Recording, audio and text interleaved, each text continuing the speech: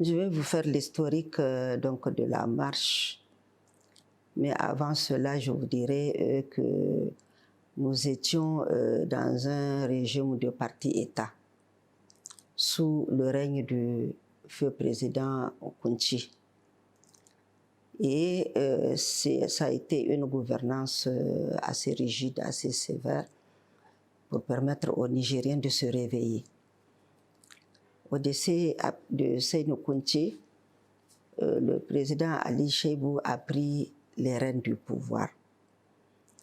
Et il a prôné la décrispation pour permettre aux Nigériens de ne plus avoir peur d'un pouvoir. Chemin faisant, le président Ali Cheibou a mis l'Assemblée nationale en place. Et je faisais partie donc des 5 députés sur 93 à l'Assemblée nationale. Et j'étais vice-présidente de la Commission des affaires générales et institutionnelles. Donc, peu de temps après l'installation donc, des institutions de la République, il y a eu une réunion des chefs d'État à la Bolle. Et à partir de là, on a demandé le multipartisme. Il a été intimé aux États africains de suivre la marche et d'instaurer le multipartisme dans leur pays. Beaucoup de pays, entre-temps, ont fait leur conférence nationale parce qu'il fallait passer par là. Et pour le Niger, il a fallu que l'USN, donc les syndicalistes, l'USN c'est les universitaires, et les syndicalistes se mettent dans les rues pour revendiquer la conférence afin que le pays du Niger puisse s'aligner, n'est-ce pas, comme font les autres. Et c'est à partir de là, comme il y a eu trop de bouleversements, trop de tapage autour, le président Ali Cheibou a accédé à la demande des syndicalistes et de l'union des scolaires. Il a mis en place un comité pour préparer la conférence nationale. Et ce comité n'était composé que des hommes. Une seule femme avait été envoyée dans le comité par les partis qui venaient de voir le jour. Une seule femme.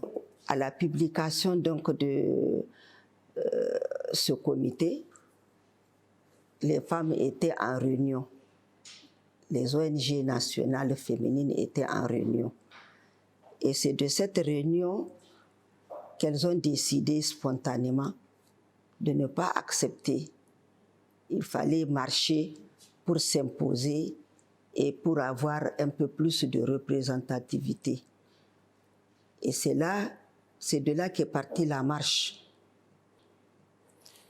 Alors, il se peut que ce 13 mai, votre fille était souffrante, vous l'avez amenée à l'hôpital, vous étiez sorti de l'hôpital, et là, il y a une scène qui s'est produite. Racontez-nous. Bien sûr que oui, parce que quand la marche a commencé le 13 mai, effectivement, j'avais amené ma fille à l'hôpital pour ses soins, elle avait la rougeole. Et au sortir de l'hôpital, juste au rond-point, quelques femmes de mon quartier m'ont reconnue. Et elles sont venues en courant pour dire « c'est notre député ». Elles ont ouvert la portière et elles m'ont demandé de descendre pour les suivre. Je leur disais d'attendre, je viens les retrouver, je dépose juste ma fille à la maison. Elles n'ont pas accepté. Heureusement que j'avais la nounou dans la voiture. Donc j'ai accédé à leur demande. Le chauffeur est parti avec la nounou et ma fille. Moi, j'ai continué pour aller avec elle à la primature. De la primature, nous sommes allés au ministère des Affaires étrangères. Et là, il y avait un petit comité qui avait été mis en place Les autres, on était dehors pour faire du bruit, des tapages. Les femmes sont rentrées. On leur a permis de lire le document qu'elles avaient, la revendication des femmes. Au lieu d'une seule personne, notre souhait, c'était de nous attribuer au moins 5 places. Et le comité nous a répondu que l'après-midi, nous allons avoir une réponse. Et ils ont donné l'heure, ils ont été gentils. Donc, l'après-midi, on nous a notifié qu'on nous a accordé 4 autres places. Seulement pour le comité. Donc, ça nous faisait 5 femmes pour nous représenter dans le comité préparatoire. Mais à la tenue de la conférence nationale souveraine, nous étions 72 femmes. Parce qu'on nous a vu marcher, ça a fait peur. Et on craignait encore une autre réaction, donc on a amélioré ça et là la présence des femmes. Nous étions 72 et des 72, il y en a une qui était au présidium en tant que trésorière. Et vraiment un tournant dans l'évolution de la vie politique de la femme nigérienne. Et donc, à partir du moment où elles ont pris en charge, elles ont pris en main et en charge l'évolution de leur vie politique, tout le reste de la vie a suivi. Donc, elles ont pris confiance en elles, elles ont développé de l'estime de soi, et puis à partir de là, elles peuvent embrasser d'une façon générale tout ce qui est nécessaire pour leur évolution positive. Cette date, pour moi, elle est dans une certaine mesure sacrée pour le mouvement féminin. Dès que j'entends 13 mai, je vois union, sororité, solidarité, engagement, cause commune. Et pour moi, c'est un élément déclencheur pour le mouvement féminin au Niger.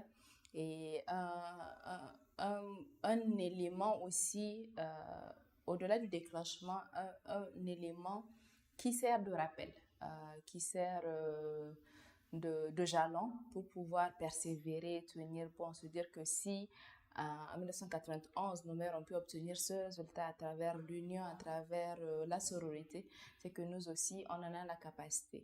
Ça me renvoie aussi à une conscience féminine parce que ce n'était pas qu'une question de femmes le jour-là, il s'agissait de décisions qui concernent le pays en entier, mais les femmes ont compris la nécessité de leur pleine participation à ces instances-là. Ils ont décidé de manifester cela jusqu'à obtenir gain de cause. Le 13 mai revêt pour moi une signification particulière.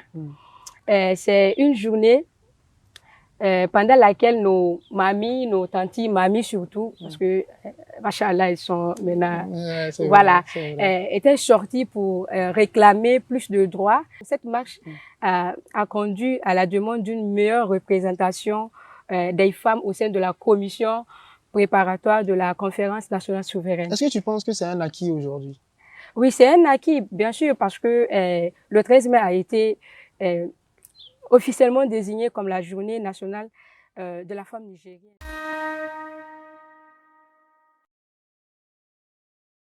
Qu'elle soit décentralisée, qu'on ne la fasse pas que seulement à Niamey, n'est-ce pas?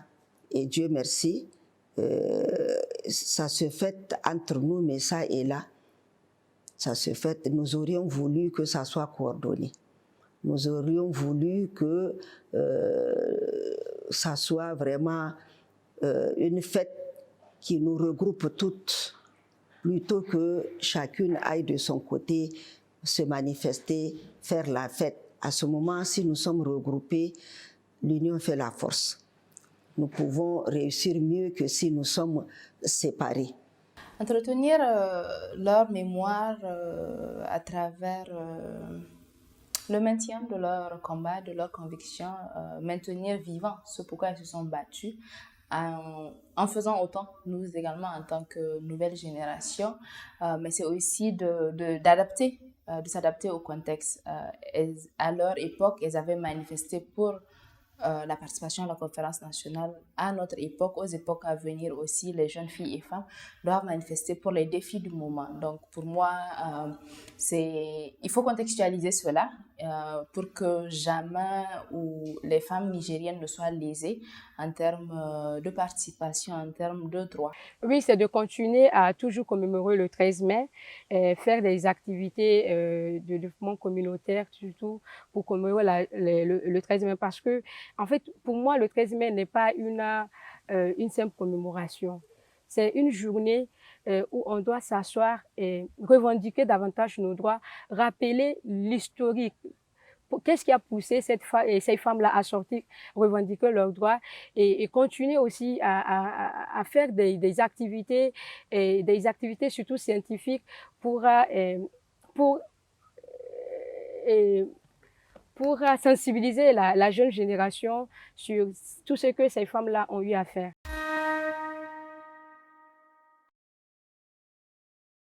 Notre marche a fait des victimes. Les femmes sont sorties, c'était spontané. C'était spontané. Et c'était grandiose, vraiment. Donc, un époux qui a aperçu sa femme dans la rue, n'ayant pas demandé la permission le matin, quand elle est rentrée à la maison, il l'a répudiée. Et à chaque 13 mai, nous lui disons notre sympathie. Je ne peux pas vous dire qui c'est, mais je sais qu'il y a une femme, n'est-ce pas, qui a été répudiée suite à cette marche-là. C'est un souvenir qui n'est pas très bon, mais nous sommes quand même arrivés à notre but, parce qu'on ne peut pas faire des omelettes sans casser des œufs. Moi, je mène une bataille, d'autres viendront derrière moi qui mèneront d'autres batailles, et c'est au bout du rouleau que ça va être... la somme de ces batailles-là qui vont être une lutte. Et donc, oui, la bataille que je mène, elle est multiforme. La première chose dont je me suis rendu compte au moment où ma conscience a été éveillée à tout ça, c'est le besoin de la femme de prendre en charge ce qu'elle est.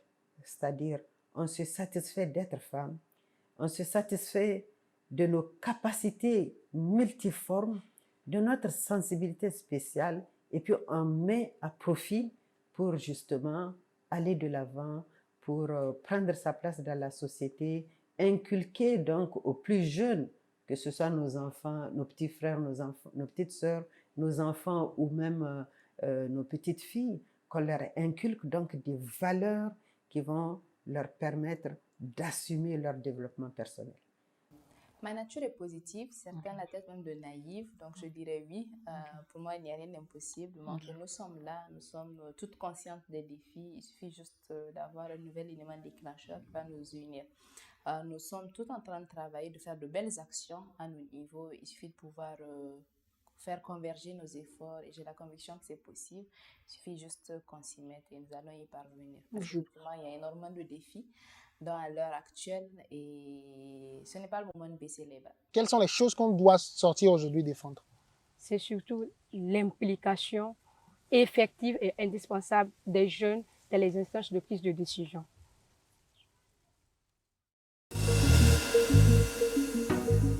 Ces propos nous indiquent largement que les luttes de revendication et de positionnement des femmes sont multiformes et permanentes. Ainsi, pour participer de leur sagesse et de leur belle sensibilité, les femmes se sont organisées pour proposer leurs contributions utiles pour la résolution des problèmes de notre actualité récente.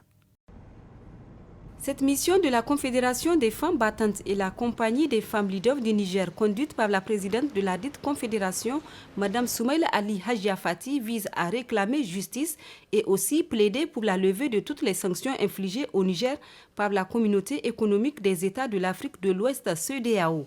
La délégation a été reçue par la vice-présidente de la commission de la CEDEAO en présence de la commissaire en charge du développement humain et des affaires sociales, professeur Fatou Sossar, à Abuja le mardi 14 novembre 2023. Quel crime de lèse-majesté avons-nous commis pour subir un tel sort? Est-ce un tort de réclamer à juste titre notre souveraineté? Si nous sommes là aujourd'hui, au nom des femmes et jeunes du vaillant peuple du Niger, ce n'est nullement pas pour qu'on s'apitoie sur notre sort, mais pour réclamer justice contre des mesures iniques, illégales et illégitimes qui ont fait trop de victimes et qui sapent les fondements des idées qui ont présidé la création même de la CEDEAO, la solidarité africaine. Nous plaidons que le dialogue reprenne entre la CEDEAO et les autorités du Niger sans délai. Qui mieux que les femmes est bien placée pour mener à bien cette mission, elles qui représentent avec les enfants les couches les plus vulnérables en cas de conflit ou de crise et qui par-dessus tout paient le lourd tribut. Le but de ces sanctions dès l'origine n'était pas pour brimer ou pour faire souffrir les populations. Malheureusement, les populations, les femmes, les enfants innocents subissent aussi en même temps que les autorités politiques. Mais l'esprit dans lequel ces sanctions avaient été élaborées, c'était pour mettre la pression sur les autorités dirigeantes pour ramener l'ordre constitutionnel. Il est de notre souhait que nous puissions ensemble trouver des solutions pour pouvoir avancer, pour allévier la souffrance, pour réduire la souffrance des populations, la souffrance de vous, les femmes, de vous, nos sœurs. Donc ensemble, pour que nous puissions réfléchir à amener tous nos dirigeants à la table pour pouvoir discuter et négocier et trouver une porte de sortie pour mettre fin à la souffrance du peuple, pour mettre fin à la souffrance des femmes et des enfants. Avant de se rendre à Abuja, la délégation a fait escale à Sokoto où elle a été reçue par le leader religieux Sarki Mousselmi qui lui a prêté une oreille attentive lors d'une rencontre à huis clos le samedi 10 novembre 2023.